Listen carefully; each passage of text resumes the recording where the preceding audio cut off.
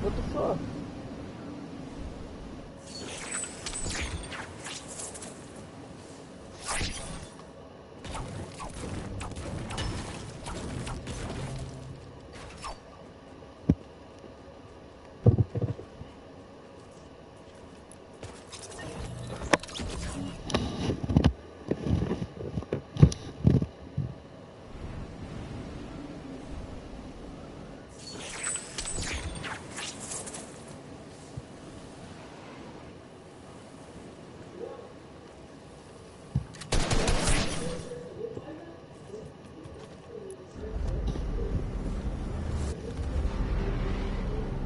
Six 0643 What the fuck? Mother ignores your plans. You can be protected from higher fares. Introducing What the the rewards fuck? program made to keep modern life moving. My god, what? Hey everybody, in this video I'm going to talk about engaging multiple enemies in Fortnite. As we all know, fights in this game aren't always perfectly balanced. You'll often find that in one-on-one fights, another player wants to join the party after they hear the first few gunshots. Even in balanced 4-on-4 squad fights, you might find yourself cut off from your teammates, sandwiched between multiple enemies. Worst case scenario, you're playing squads and your team happens to be missing a few players and you engage a full team of 4. These are all very common scenarios that drastically change the direction of the fight, but I don't think that many players adjust their gameplay accordingly.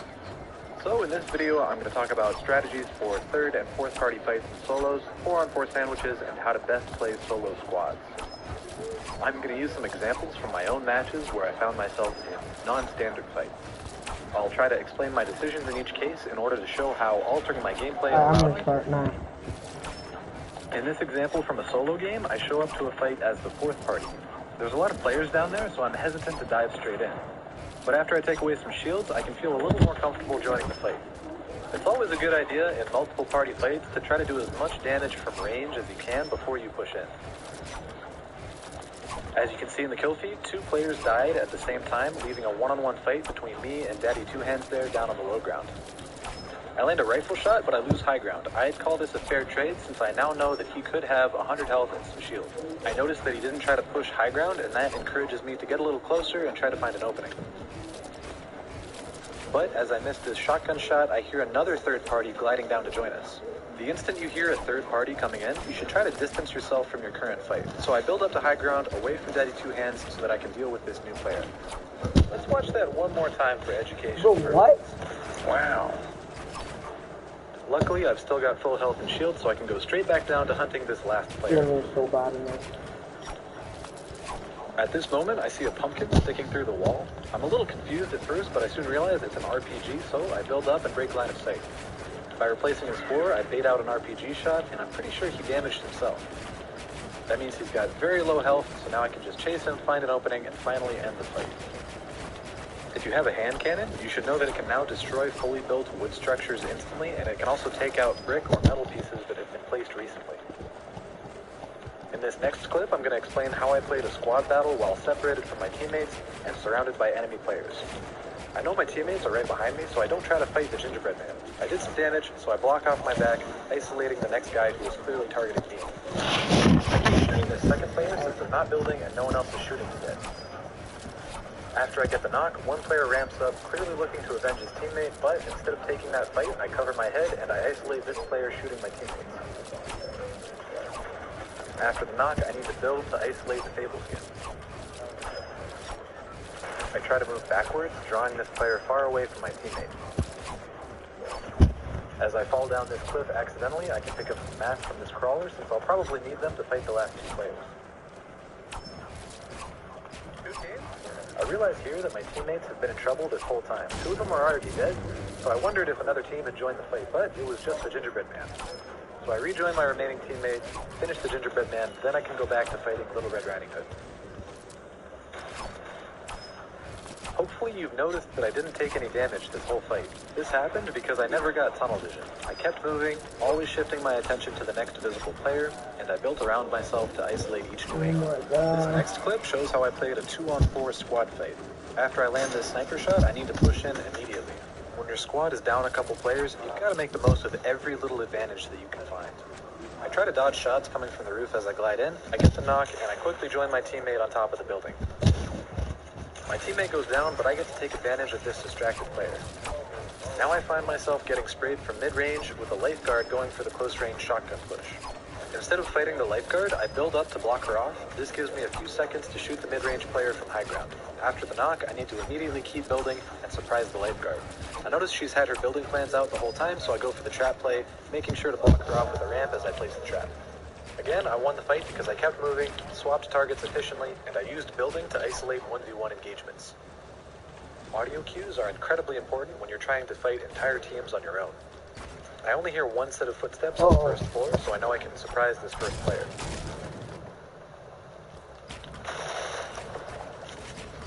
I've got a little time to finish up with why am I so switched up? so I grab this loot and I run outside.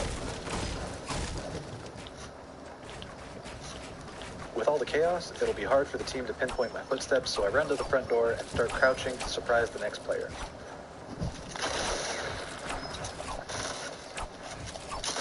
I hear footsteps outside, so I block off the back door and move to the dining room while I reload. Notice here that I didn't shoot the first player. I crouched and snuck behind them to isolate the 1v1.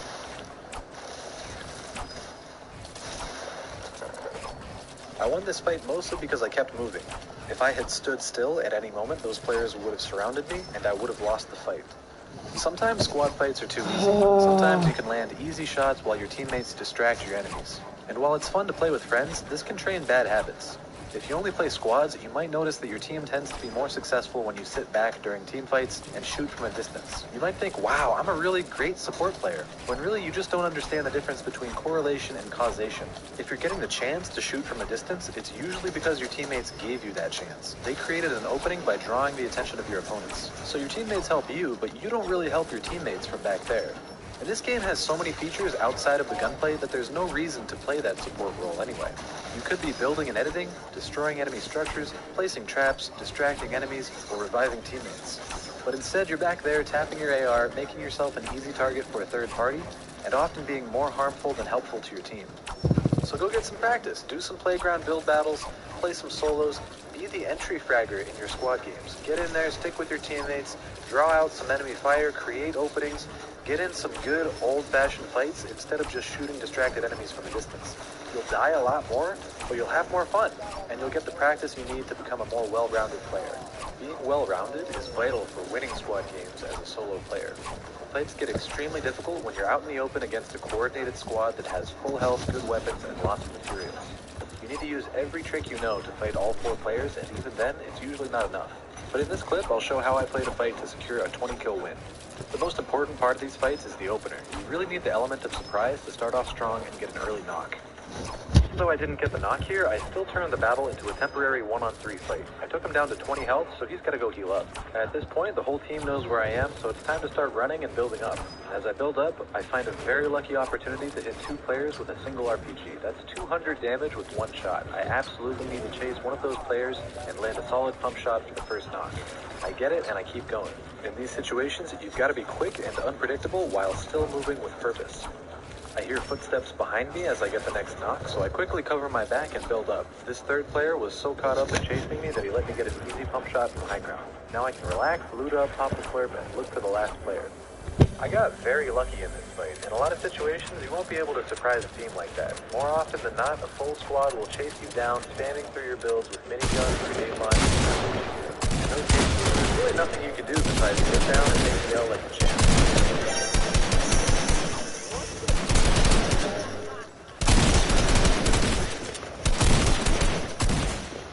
At this point, it's a 1-on-1, and I know he has low health, so I have some fun. I start using everything I know. I go for the edit shot, I try to trap him, I try to block him off so he takes storm damage. I try to quickly retake high ground, but in the end, all it takes is a long-range bump shot to end the game. Ahí va la mochila.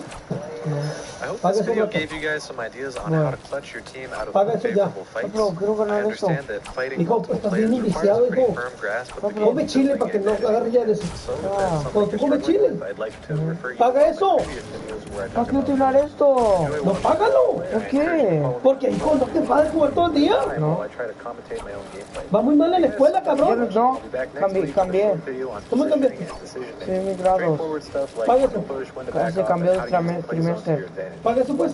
¿Por qué? A ratito lo prendo, pero descansa el cerebro. Pan, ni lo juega todo el día, me miras sentado en el sillón. ¿Te lo pago o lo pagas? Lo pago. Págalo, pues. Hola, de terminar esto y luego lo hacer, ¿ok? No, ya. No, es que nomás una cosa que lo va a terminar esto, irá.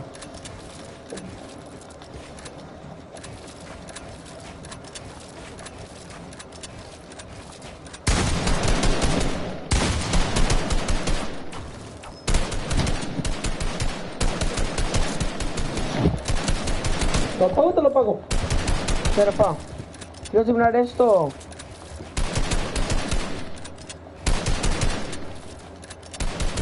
¿No lo vas a pagar?